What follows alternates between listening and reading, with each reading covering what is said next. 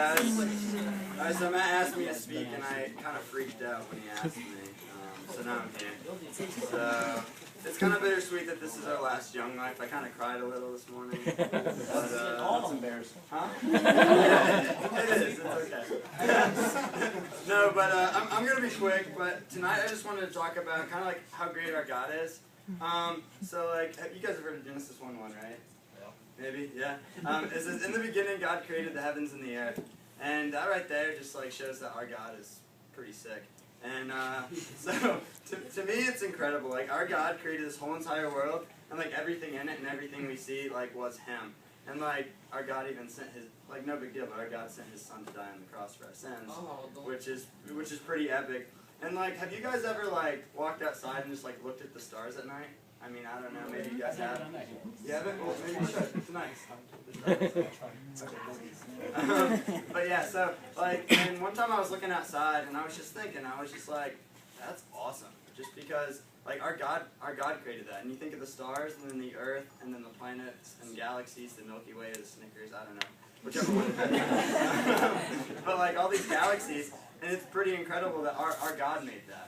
And then He also created us each like individually and uniquely. Like when I was little, my dad always told me, you know, God knows how many hairs are on your head, which is kind of weird, but it's true.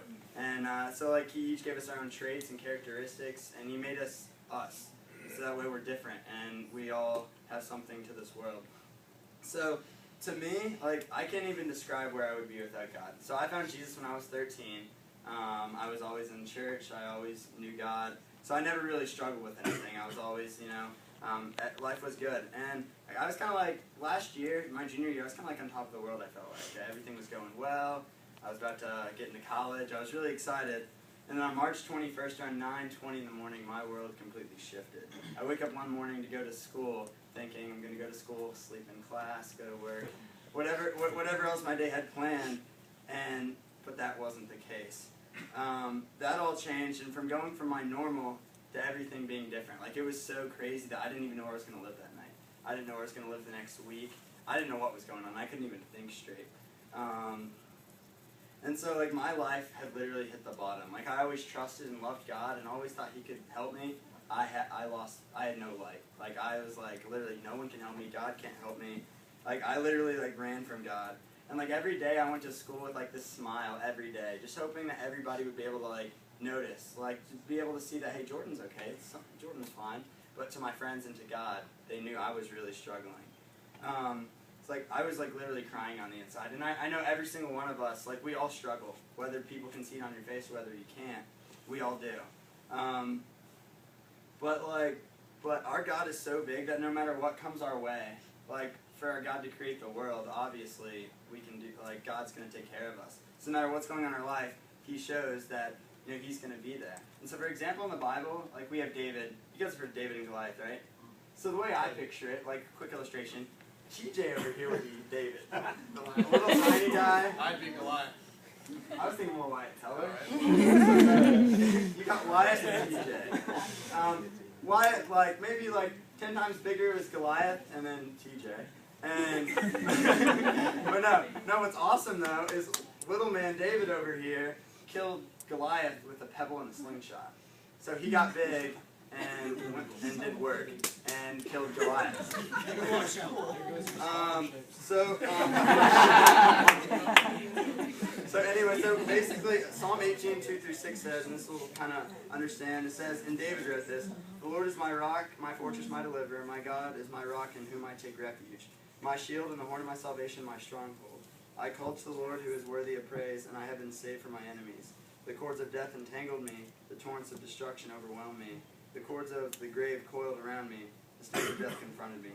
In my distress I called to the Lord, I cried to my God for help. From His temple he heard my voice, and my cry before Him into His ears. So basically what that says is like, so David, you know, he had some struggles just like we all do. So Saul tried to kill David several times. Like, I don't know about you guys, but I've never had anyone try to kill me. And I can't imagine that's fun. Oh, sorry, PJ. But yeah, and so he would run away and try to hide every night.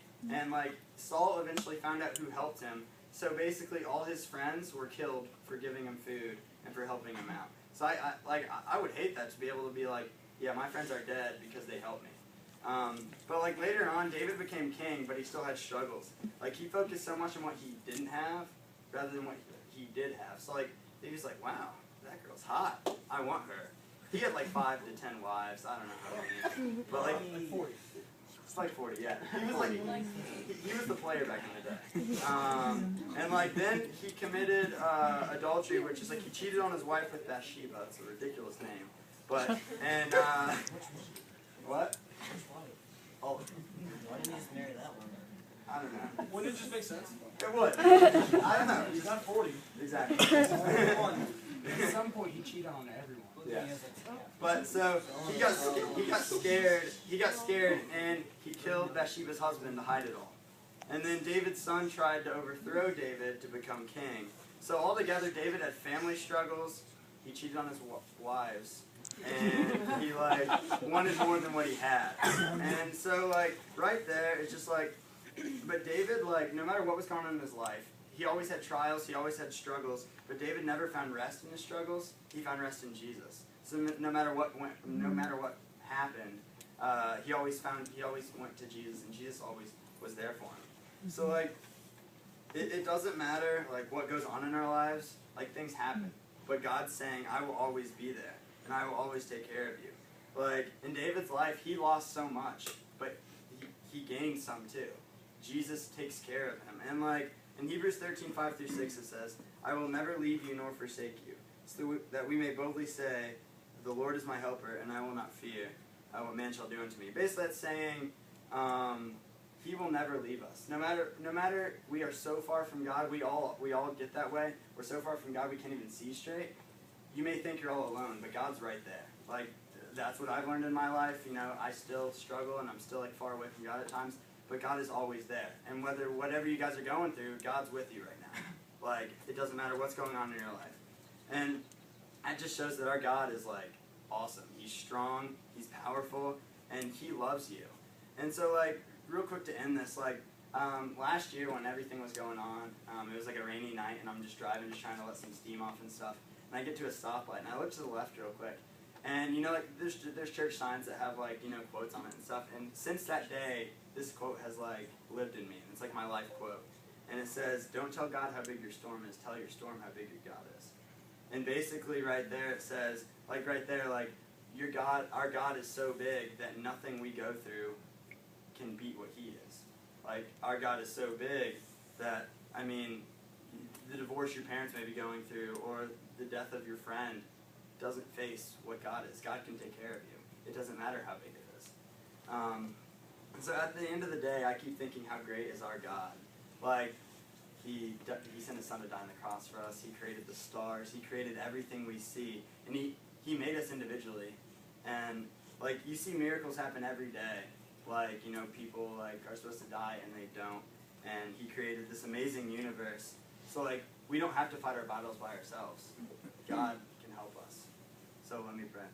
God, I thank you for everything you do. God, I thank you for Young Life. I thank you for this awesome year that you've given us. God, I just pray that you will be with camp this summer, God, and you'll be with us as we're finishing school. In Jesus' name, amen. Amen.